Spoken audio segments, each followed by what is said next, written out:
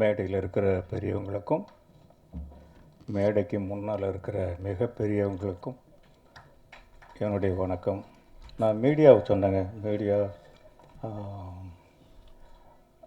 TV, நீங்கள் தான் பெரியவங்க. ஒரு படத்தை ஆக்கிறதும் உங்கள் கையில் தான் இருக்குது, உருவாக்குறதும் உங்கள் கையில் தான் இருக்குது.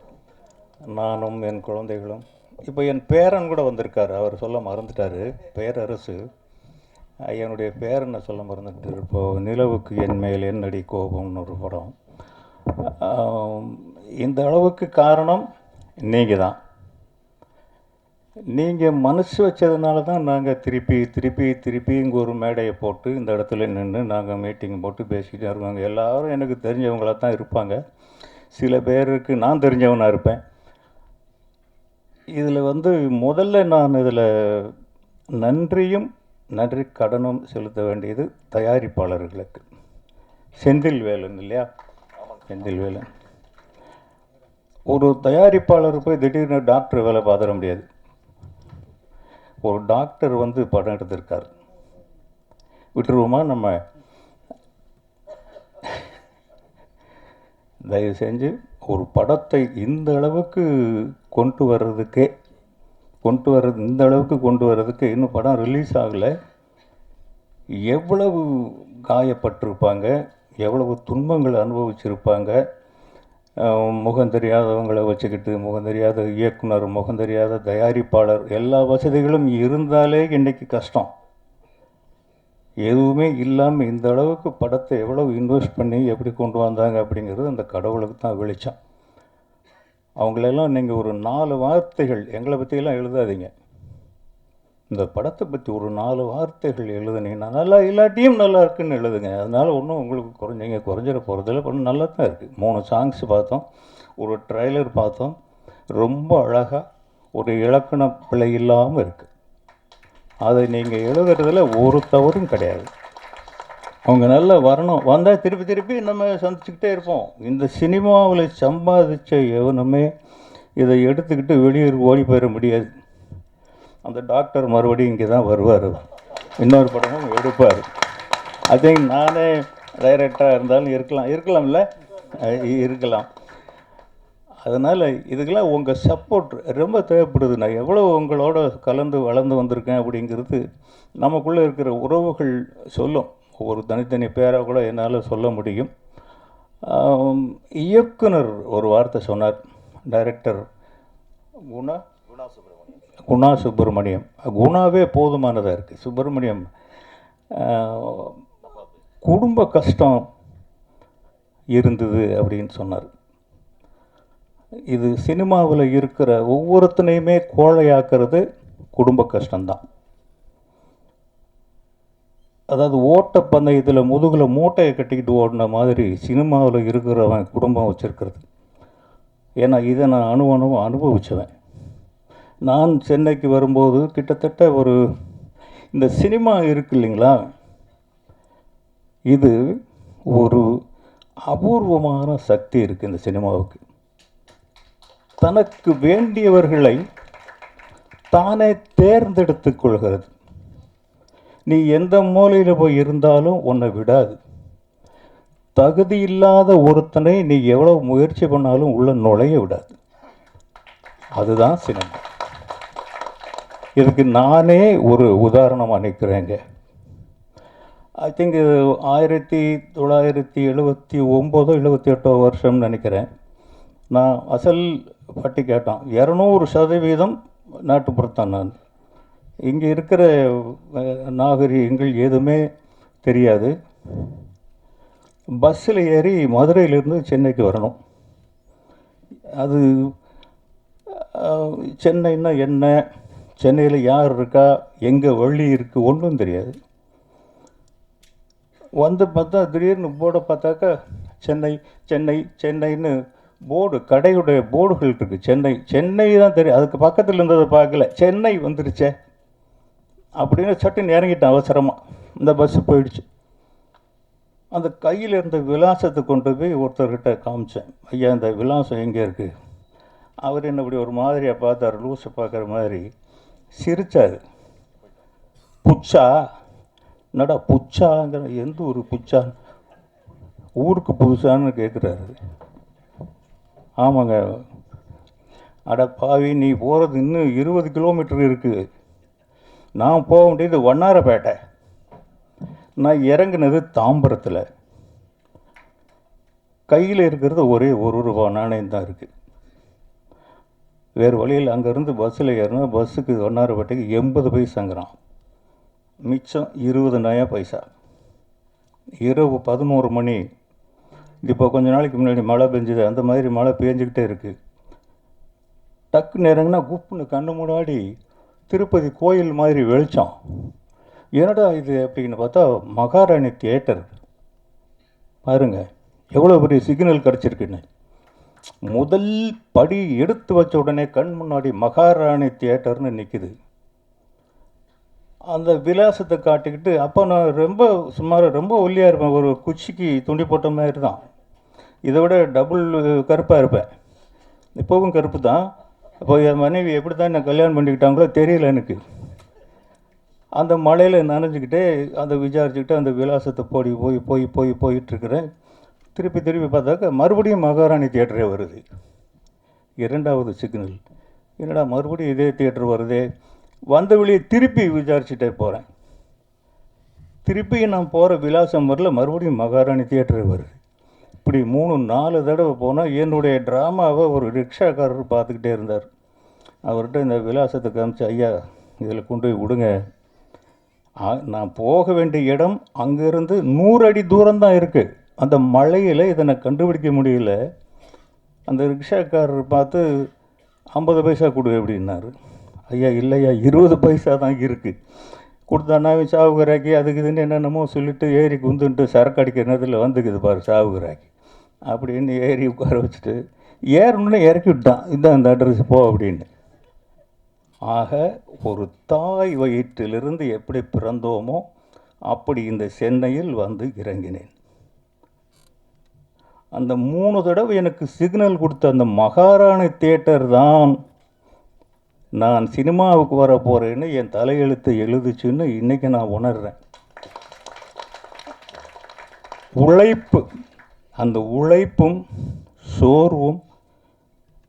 சோர்வின்மையும் நம்மக்கிட்ட இருந்துருச்சுன்னா எந்த கொம்பனாலையும் நம்மளை அசைக்க முடியாது. நம்மளுடைய நாற்காலியில் வேறு எவனுமே வந்து உட்கார முடியாது.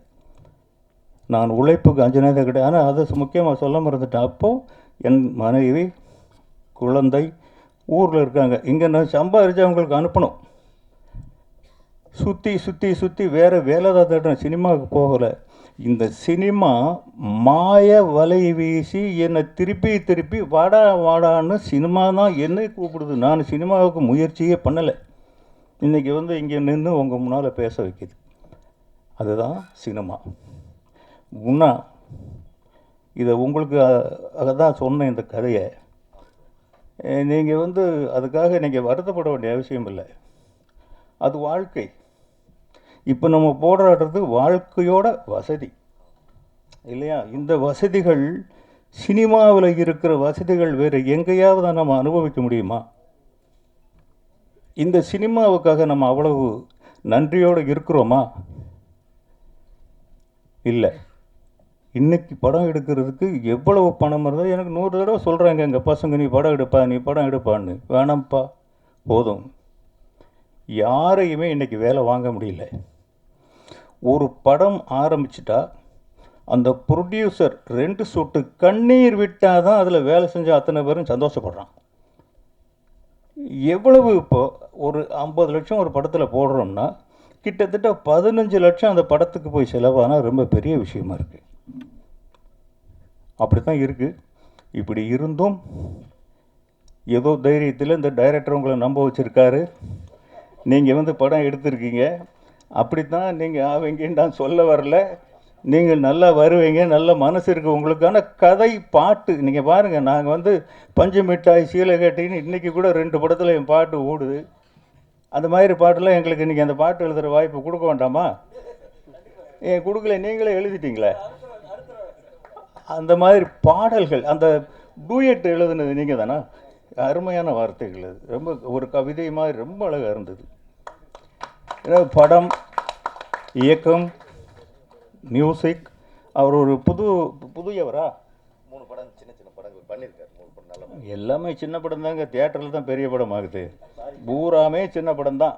இப்போ நிறைய பெரிய படங்கள் சீக்கிரம் கொஞ்சம் சின்னதாகி போச்சு, நிறைய சின்ன படங்கள் பெருசாகி போச்சு. அதனால் நல்லா பண்ணியிருக்கீங்க தம்பி, வெரி குட் மியூசிக். நான் சும்மா முகஸ்துதிக்கு சொல்லலை, ரொம்ப நல்லா பண்ணியிருக்கீங்க. ஃபோட்டோகிராஃபி நல்லா இருக்குது. கிரேடிங்கில் கொஞ்சம் கோளாறு இருக்குது போல் இருக்குது, இன்னும் கொஞ்சம் சரியாக வரல இதில். ஆமாம், படத்தில் வந்துடும்னு நினைக்கிறேன். அது ட்ரெய்லருக்காக கொஞ்சம் அவசரத்துக்கு எல்லாம் பண்ணுறது தான். நாங்களும் அதெல்லாம் பண்ணி தான் வந்திருக்கோம். அப்படி பண்ணுறது தான். நீங்கள் பட்ட கஷ்டங்களுக்கு, அதனால் நீங்கள் முதல்ல குடும்பம் இருக்குதுன்னு வருத்தப்படாதீங்க. முதல்ல கொஞ்சம் உங்களுக்கு என்னென்ன வயசு? சரி, அது ஒன்றும் பெரிய விஷயம் கிடையாது தம்பி. நான் டைரக்டர் ஆகும்போது 39 வயசில் தான் நான் என்றாசாவன் மனசிலே படம் எடுத்தேன். எனக்கு கடவுள் ஒரு அனுகிரகம் என்ன கொடுத்தான்னா, இளையராஜாங்கிற ஒரு வரப்பிரசாதம் கிடைச்சிது எனக்கு.